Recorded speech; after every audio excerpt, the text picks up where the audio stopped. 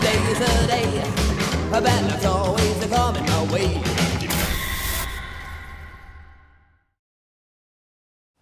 For today's Grimm adventure, we find ourselves in Amityville, New York. Today we're going to be visiting one of the most famous houses when it comes to horror movies and even true crime.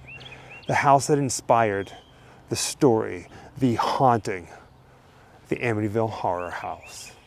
The Calamity who bought the house have packed up and left, driven away by an onslaught of tourists and pranksters who still continue to come and gawk, not fooled by the now changed address out in front.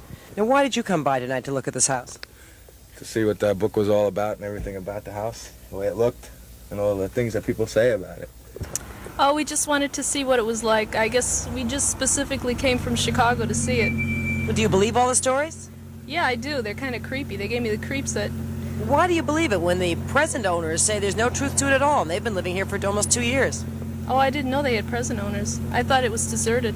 A man who said he was a friend of the Calamity also came by, but insisted he not be photographed. You say a friend of yours lives here and you've been in the house. Is there any truth to all these stories that it's haunted and there are weird smells and slime and all those other things? Nothing at all. It's all a bunch of lies. Well, how do you feel about all these tourists coming by and the movie opening and all of this? What do you think of that? Well, I live right down the road and it's a pain in the neck because you can't even get down the block. But when we started rolling the cameras, I had no idea just how much of a pain in the neck it was for the man now temporarily living in the house. As Frank Birch and another man came to the porch, I walked up the driveway to talk to him. He refused and demanded I leave.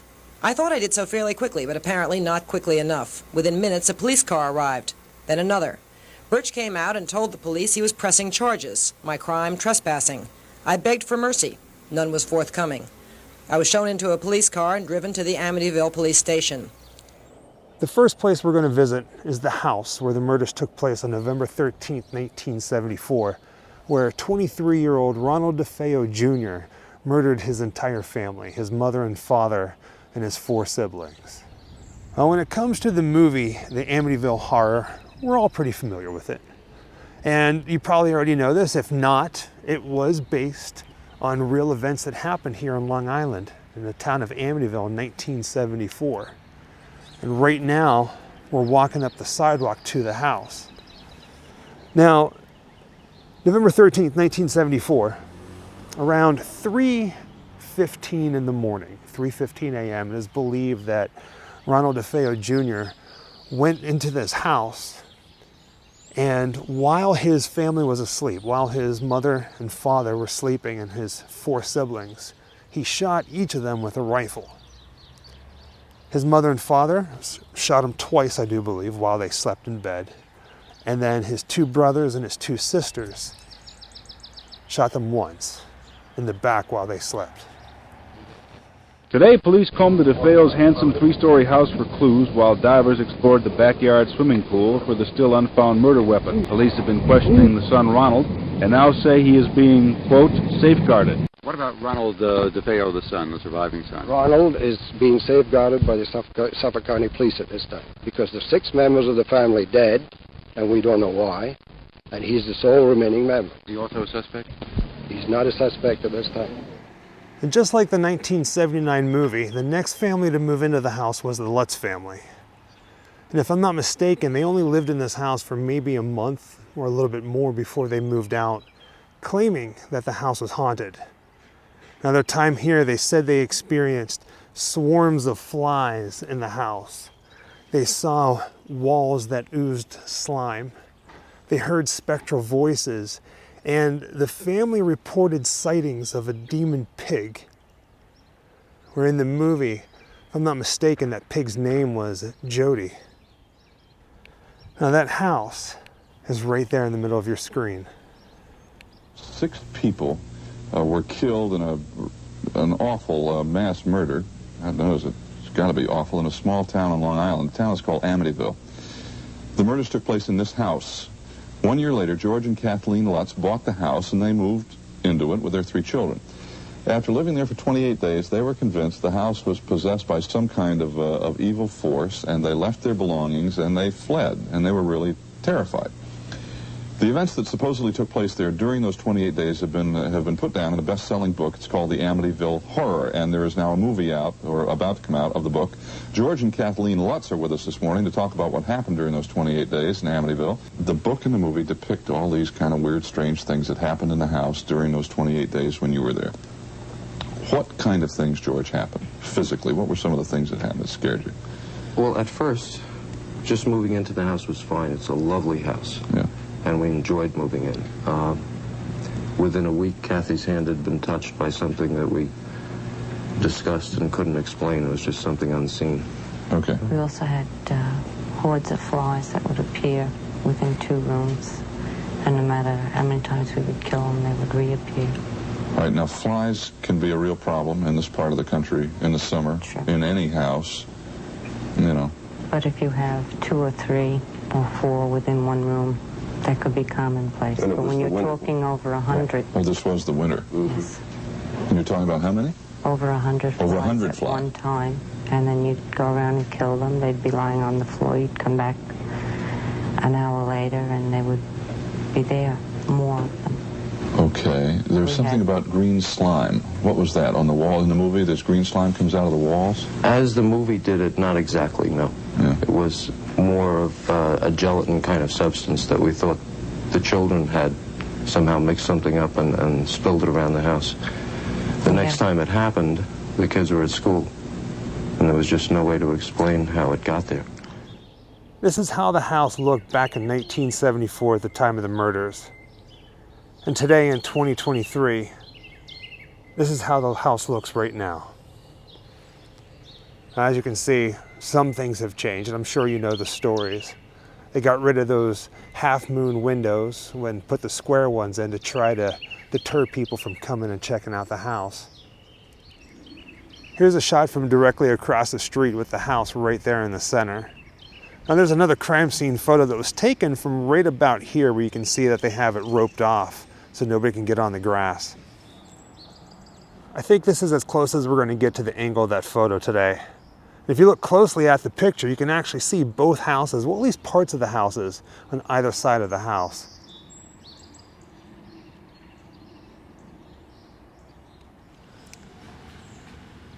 It feels really weird saying that I have a favorite crime scene photo from the murders that took place in 1974. But there's a picture that was taken from right about here of a detective with a metal detector in the front yard. And in this picture, you can see the house from about this angle. You can see those pine trees to the left of it. And if you look way down there, you can see the garage.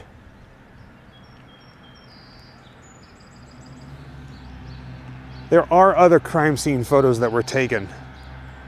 In a few of them, you can actually see the officers carrying the bodies out of the house in body bags. I'm not going to show you any of those. But you would have seen cars in the driveway here. And then right over here, as we turn the corner, you're going to see the front of the house. It's actually the middle of the house, but it's the front. That's where you would have seen all those pictures being taken at.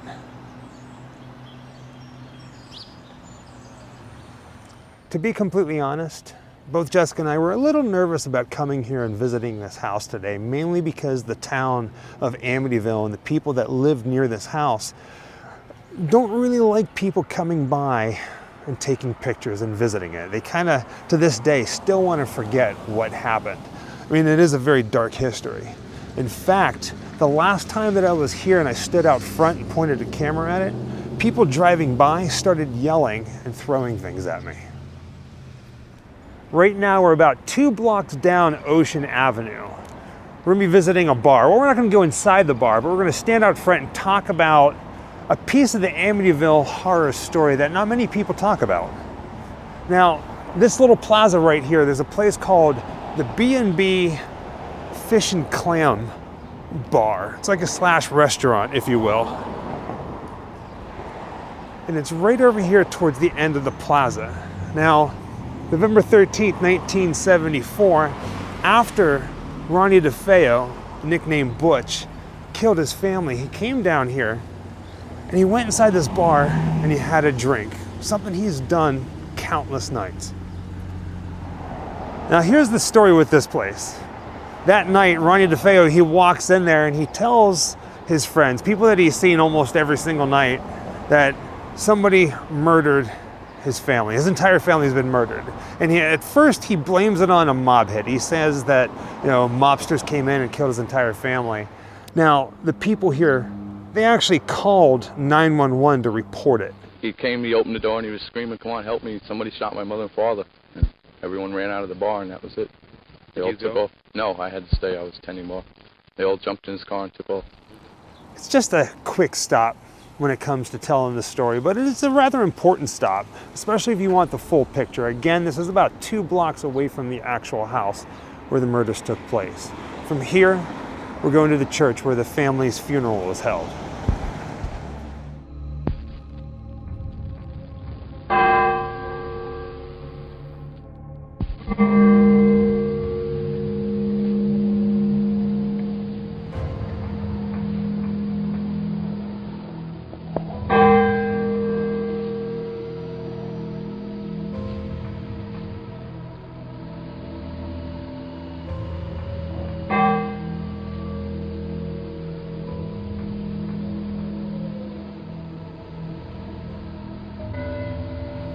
We are actually not that far from where the family lived and where they were murdered. And this is where all 6 family members had their funerals, all at the same exact time. I remember reading, it was something like 800 mourners were inside the building and 300 people out here waiting, watching, mourning the loss of the DeFeo family. Now, we were actually able to get permission to get inside this church to see where the funeral was held.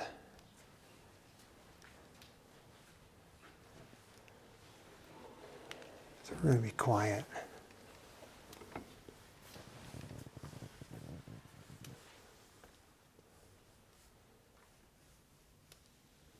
This is it.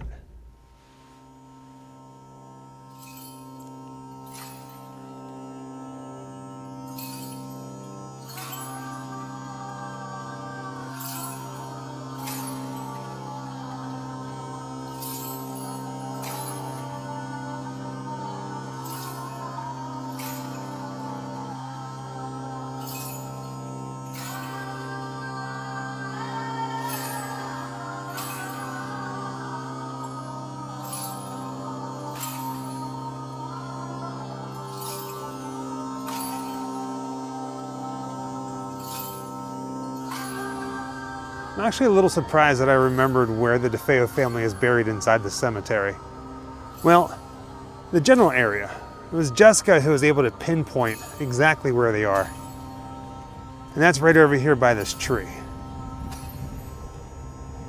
It's a rather small but beautiful stone with all 6 of the family members' names on it.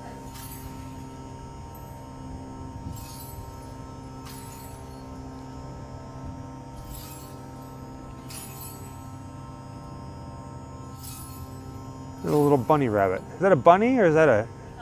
It's a puppy. And there it is. The final resting place of the DeFeo family. All 6 of them. Louise, Don, Allison, Ronald Sr., Mark, and John. All death dates in 1974. And then Rocco and Antoinette on the far right, that was Ronald Sr.'s parents. A little quote that says, "Saint Joseph, pray for us." Now here's the thing. If you find yourself in Amityville, New York, and you want to visit the crime scene, the house that inspired the Amityville Horror, do it. Just be respectful. And this is as blunt as blunt can be. The town, the neighbors, they do not want you there. So don't trespass. Be respectful. Be kind, especially whenever they drive by and they yell at you or if they choose to throw something at you. Do your thing and leave. Come here. Pay your respects to the DeFeo family. With that being said, thank you for joining us on another grim adventure. Until next time, happy Halloween.